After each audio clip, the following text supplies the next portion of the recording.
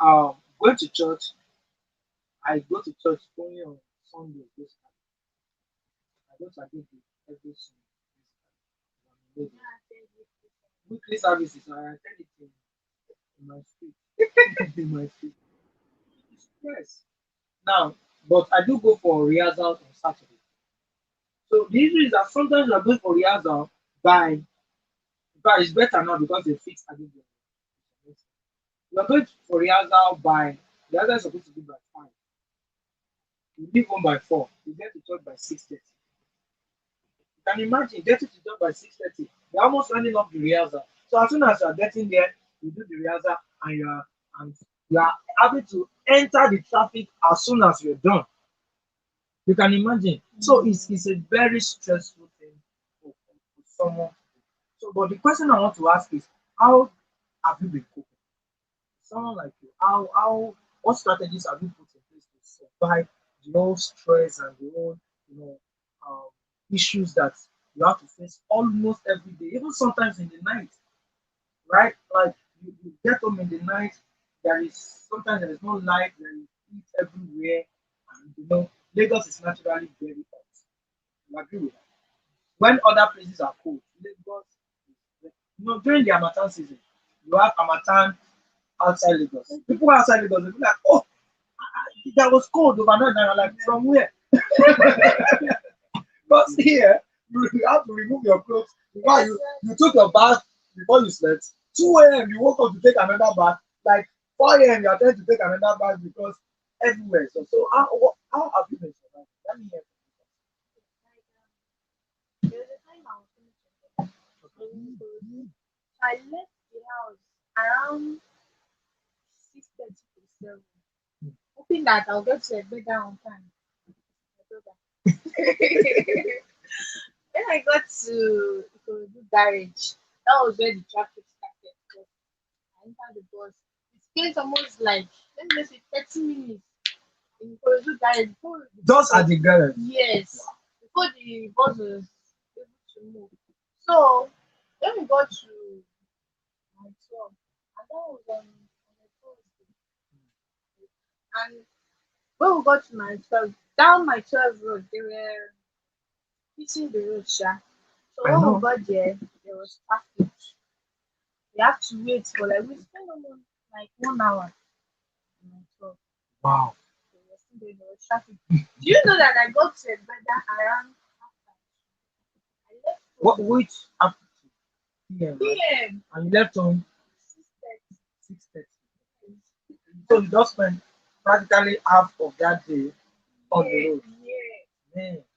I got to Egbeda soon after 2. So what I'm doing now is if I want to go to Ikorodu, I will leave very early, maybe like 5:30, so I can get to where I'm going to. Because that early morning there is no traffic. The Hmm. traffic is not that much.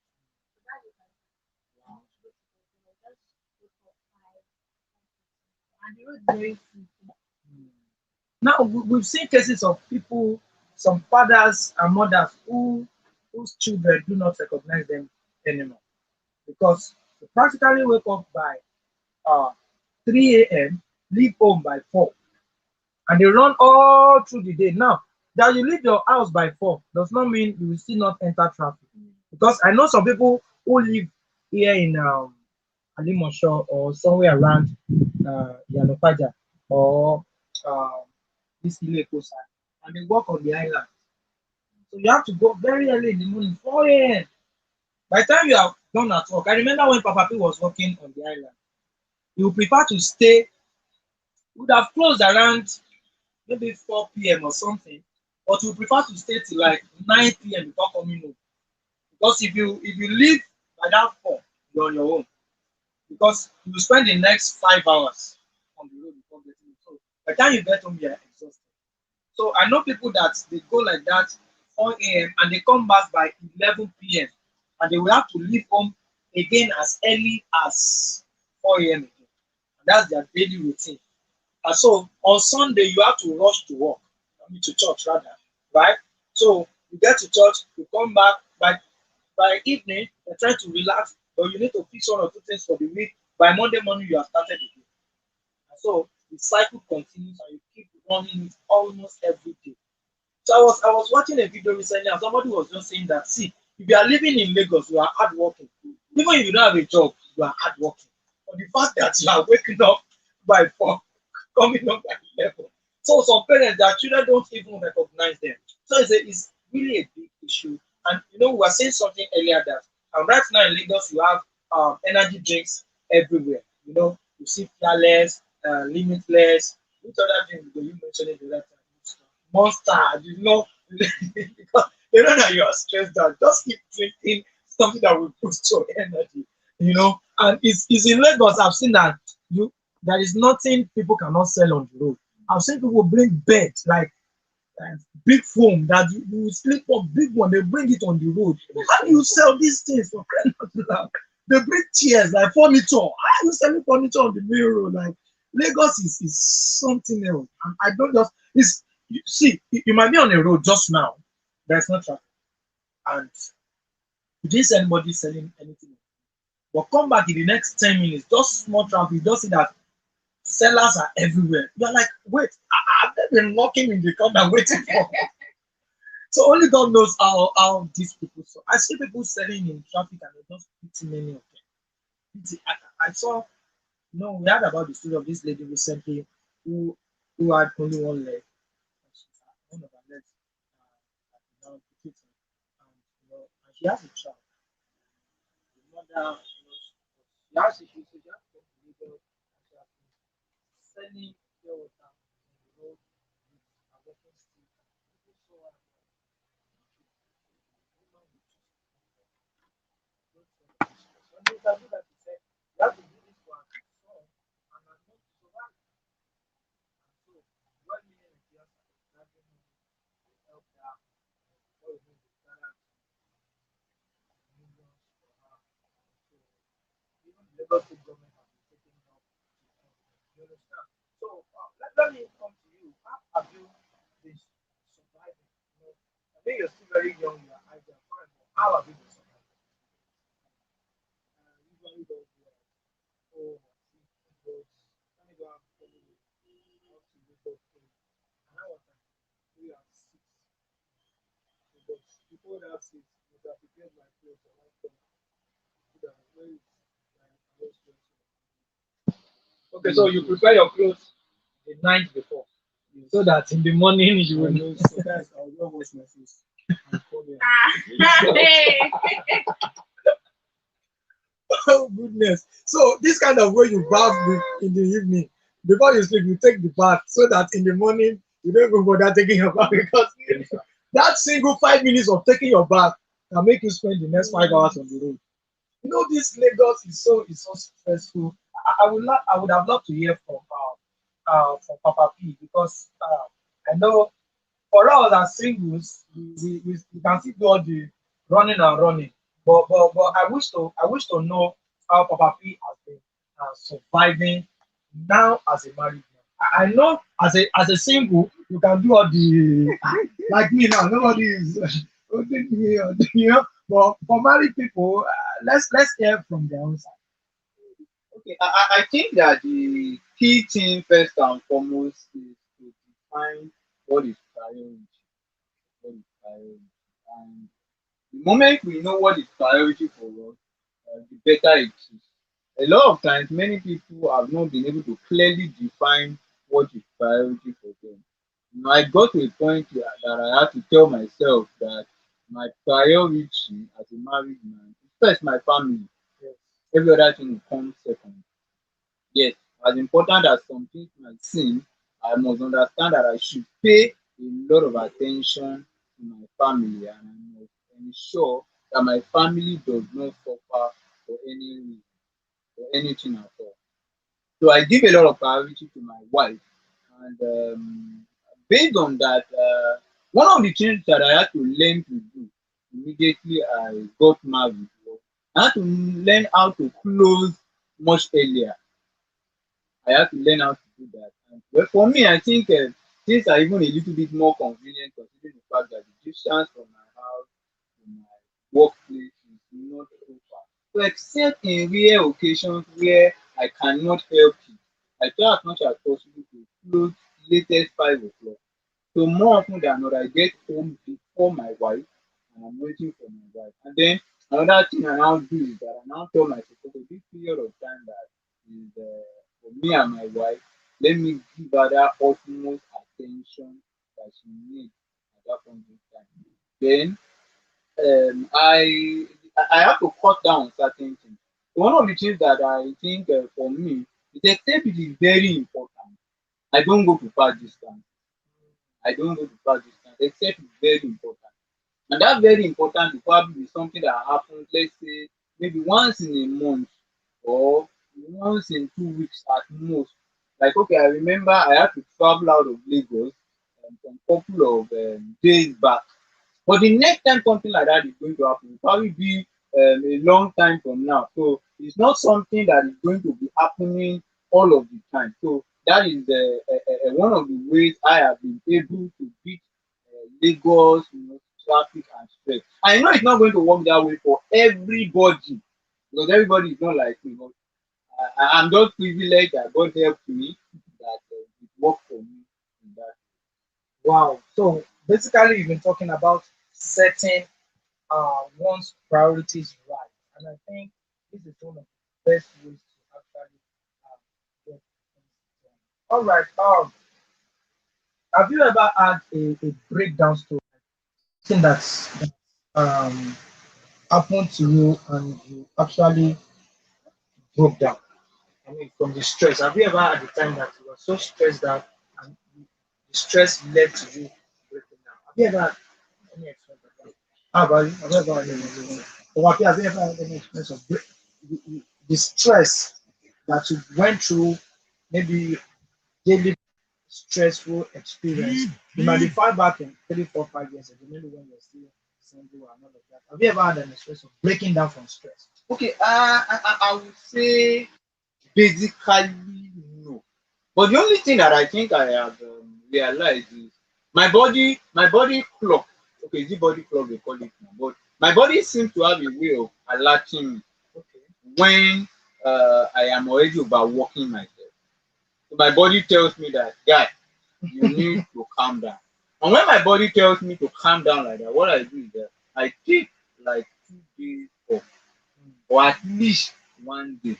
I tell myself that okay, based on this signal that my body, and most times it's usually as a result of the fact that I've been overworking myself. So when I realize that I've been overworking myself and my body is telling me, guy, you need to calm down, I do not disobey because I realize that those times when I feel like no, I just have to do this. The problem many of us have is that we always feel that I just have to do this. So if I don't do it, who is going to do it? In fact, it's affecting a lot of ministers, especially when it comes to the work of God. Because of the way and manner in which we see the work of God, we feel that if I don't do it, nobody will be able to do it. But that's not true. That's not true. So we must learn how to rest when it is time to rest. So for me, the moment my body gives me signal that it's time to rest, I go ahead and I rest. I rest, and then when I feel better, I continue doing the things that I'm supposed to do. So that has always worked for me. There's been few times when, as a result of constant walking, I felt sick, and I now realize that that resting that I did not want to rest, I'll be forced to rest it. So now I've become wiser. When my body tells me that okay, it's time to rest, I just take 2 days off and I probably stay at home. I eat, I sleep, I press my phone, watch films, listen to messages for those 2 days. Now, if you look at me those 2 days, you feel that this guy is lazy. And I also try not to do too much of mental work during this period of time because sometimes also part of the problem many of us have is that we are doing too much mental work. Mental work is serious work. So a lot of people feel that you are not doing anything simply because you have not gone out. I love what you said earlier on that the fact that you live in Lagos alone is enough work. Just living in Lagos. So the fact that you live in Lagos and you have to go from one place to another place, you are already working, whether you are in paid employment or not. So in the same way, when you are doing mental work, you are doing serious work. So I also want to ask, because Okay. I know you have a lot of experience in these things. um, we've made we've made or given an example about people who do probably some even do 12 hours shifting work Okay. almost every day and all of that. I mean, having to work somewhere where you have to leave very early, you come back late, and you are running it almost every day. What can such people do to actually balance things? Because now, what I realize, let's take a good example. You're a Christian. Yes. Now, if you keep running your life like that, there's a tendency you won't have enough time for fellowship, or quiet And you time, soon burn out. and you soon burn out, study time and all of that. And this is still a work you have to keep up with to survive. I met someone recently, and the person was telling me that he had to relocate from Lagos. He left his job. He had a job of about 10 years as an engineer. You understand? He said he had to leave the job after 10 years without anything, simply because the job burned him out and he felt like he wasn't going to survive it. So he said he got to a point that he broke down and he had to start nursing a particular sickness, like, maybe high blood pressure or something, for that. Only God rescued him that he didn't die. So as soon as he recovered, he just left the job. That I'm not going to die. Like he said, he went back to Ibadan, no job, nothing, nothing. He just went back that I prefer not working at all than to work and die. But we have people who look at what is around them and they're like, how will I survive without working this job? And, And some they even have like two, three, four jobs they are combining and all of that. So how can these and, people and survive? that is why what I said earlier on about the law of priority is really very key. What is priority? A sage once said something. Said a lot of people um, work so hard to make money, and while they are making that money, they lose their health. After they lose their health, they now try to use the money that they have made to recover their health. Hmm. And when we are talking about health here, someone say, well, I've not gone to the hospital. Sometimes it can be emotional health. Sometimes it can be psychological health. So whichever way. But I feel that it is actually about priority. What is important to you? You should consider your mental health as important to you. There are certain decisions you will not take. There are Hmm. certain things you will not do. Because you just know that, see, I can't continue doing this. And you were given an example of someone that works, shift up to 12 hours and all of this. Yes, as much as it's good and it's going to earn the person a lot of money. And you should ask these people, what is the real reason why you are doing all of this? They say, oh, I'm doing it because of money. But we must understand that there is more to life than money. I'm not saying we should be lazy. We must not be lazy. The Bible does not encourage us to be lazy. The Bible encourages us to be hardworking, but we must understand there is more to life than money. It's just a matter of time. You will soon discover that all the money that you are chasing after, you know. Now, let's look at this scenario. You want to kill yourself over a particular job, and God forbid, you, the person eventually die. See, when you start meeting, one of those days, they just say, oh, let us do 2 minutes of silence, and then people will cry for 1 week, maximum 2 weeks.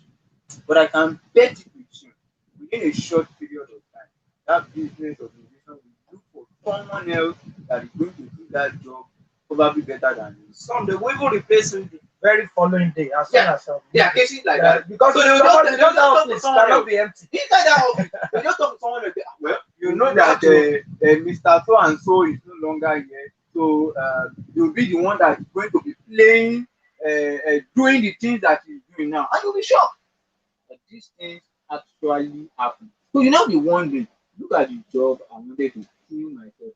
Now that does not mean that we should be lazy. We should not be lazy. But then we must know our elastic limit. Any job that does not give you quality time to spend on the place of your personal fellowship with God, Now I use the word personal fellowship. I didn't talk about church activities because again, sometimes some of the things that is a major stressor, stressor for some people is church activity. Excuse me, church activity. Meaning that people are getting themselves involved in more church activities than they can handle. Mm. So I remember back then during my NYSC, NCCF. Now I didn't understand. I wanted to join three different units.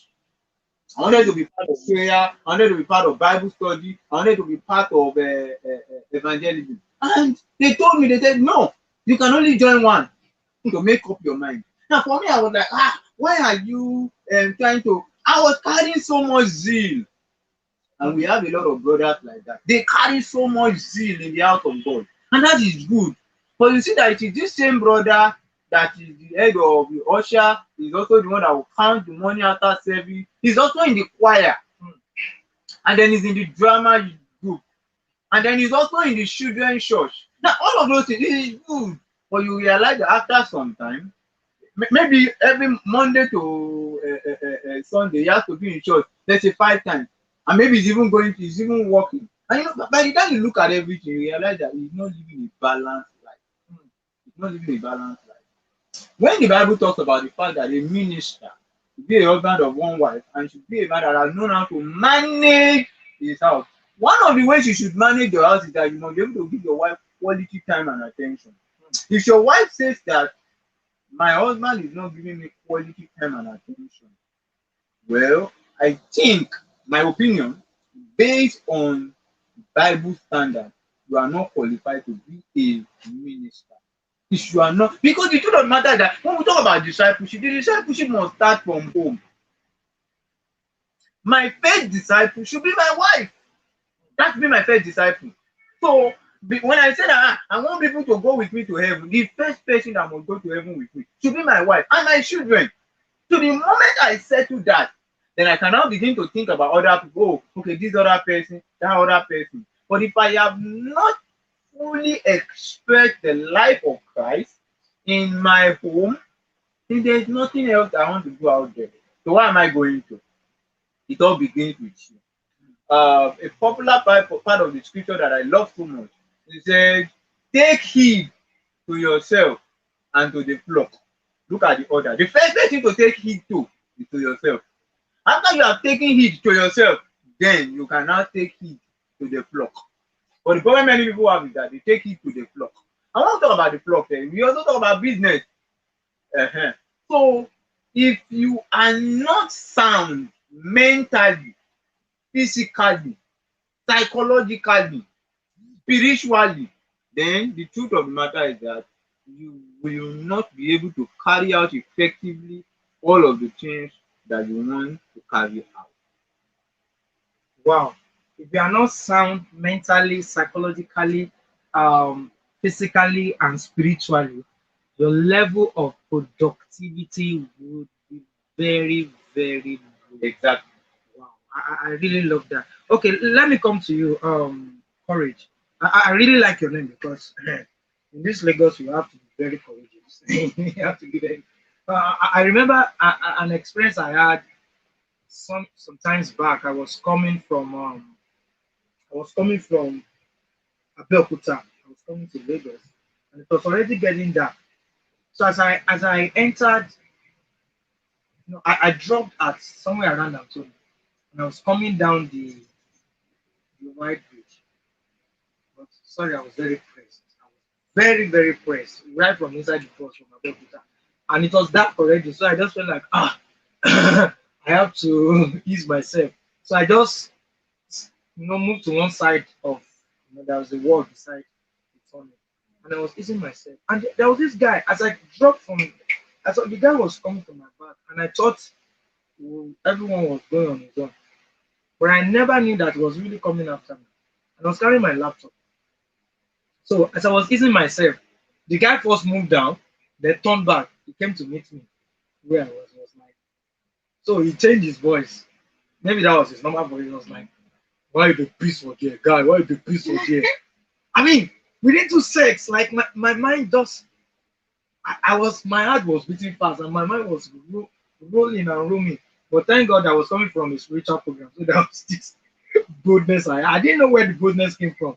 So as he just said that, I just looked at her and I asked and I responded. I was like, me too. I changed my voice. I was like, your papa built toilet for you. Wait till you have your papa.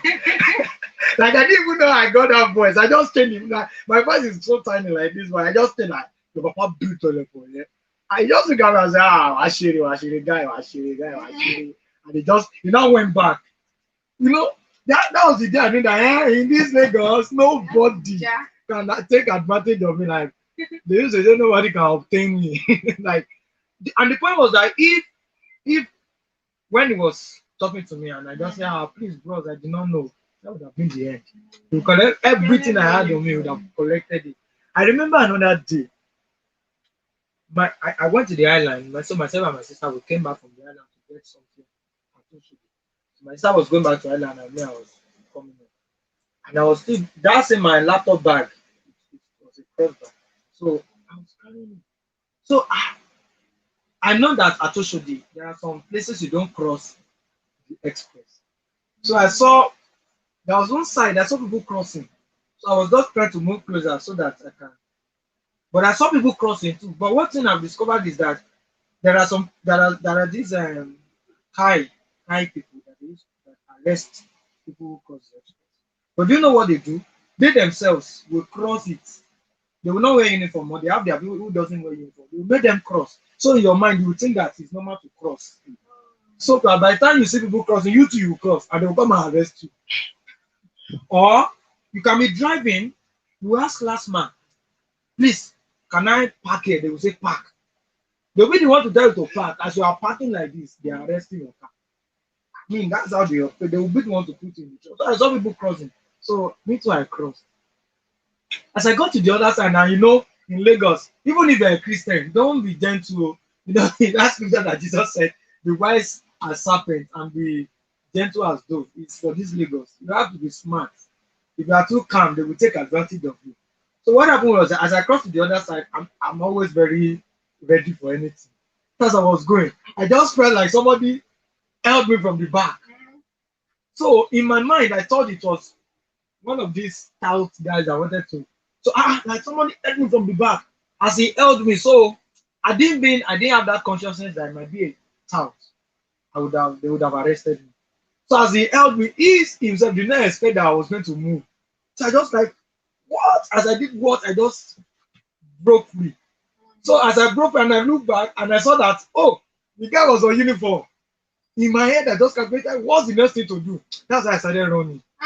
I started running. So the guy at the back was pursuing me. So another one was waiting at the front. So he was opening his arm like this. As he was opening his arm, so what I did was that I moved closer. I remember I used to do it in secondary school. So no, I think as I moved closer, so I moved like this. I took the bag in my hand. I moved it on this side. So he followed the bag. As he was following the bag, I just moved. I dribbled him to the other side. So he followed the bag, and now me I've moved to this other side. So he missed me. So the two of them now started pursuing me. I started climbing the bridge. So what gave me motivation was as I was running, somebody does something and said, wash it. My son number as okay, wash it. I doubled up today. So they pursued me. I climbed the bridge. I looked, I didn't see them again. Okay.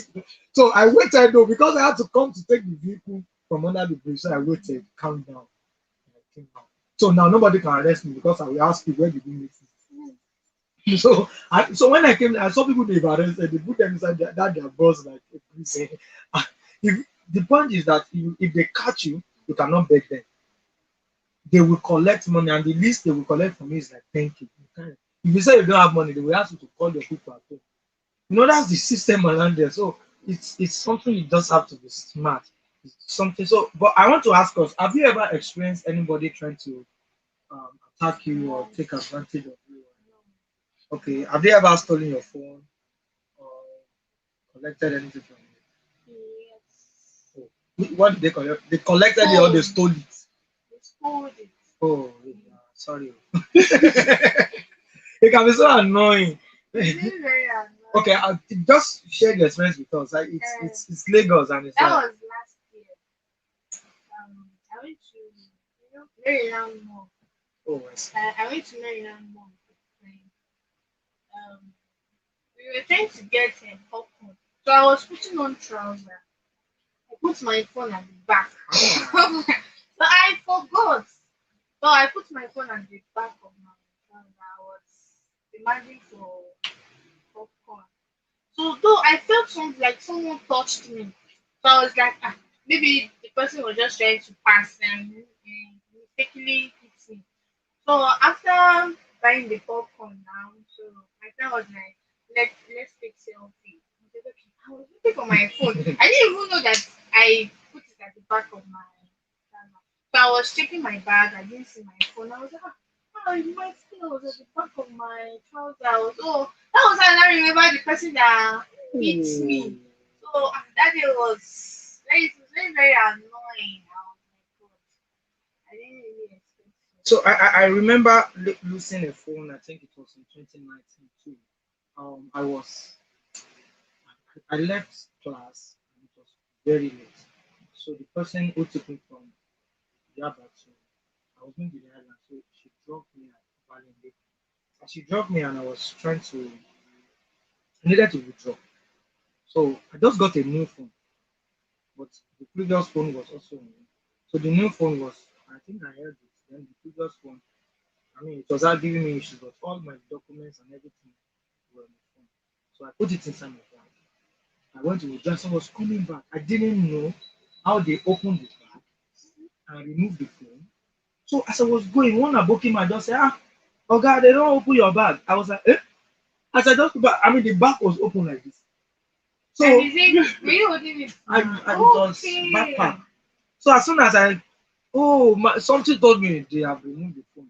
So immediately I checked no phone. I was now trying to go back and check out, the cover, the phone cover like this. I just found it, they dropped it on the floor. So it was right on. So I saw phone cover. My body was burning. That is the thing. At least some phone cover. And they don't know that I've seen cases that I will be inside the bus. I will be seeing people the same way I will see them opening somebody's bag. Inside the And bus. this is yeah, Mhm. and this Lagos. No, I think Eli Eli shared an experience with us one day. Eli said he was going some no his friend I think was going somewhere around Ojota.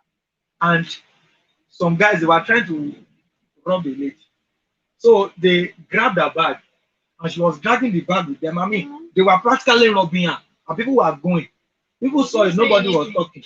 This is Lagos now, as in It's people, not your business. it's not their business. Everybody mind your In this business. Lagos, like things that happen in this Lagos, if it happens as like outside Lagos, the whole community will come out and that will be the talk of the day for that whole. But here in Lagos is no more. So I mean it's wisdom and one thing I picked from all of this is what Papa P said about prioritizing what is important. Anything that is not important, don't bother yourself. Don't even some people the reason why they enter into trouble is because they were found at places they shouldn't be found, you know, when they should not be found there. And so they stand vulnerable, they stand at risk of having all those problems, having all those issues. All right, at this point, we will be going for this short musical break, and when we come back, we'll be wrapping up with all of these issues about surviving it. This is still Wisdom Gate Radio, and it's still lifestyle with FZ Talk live here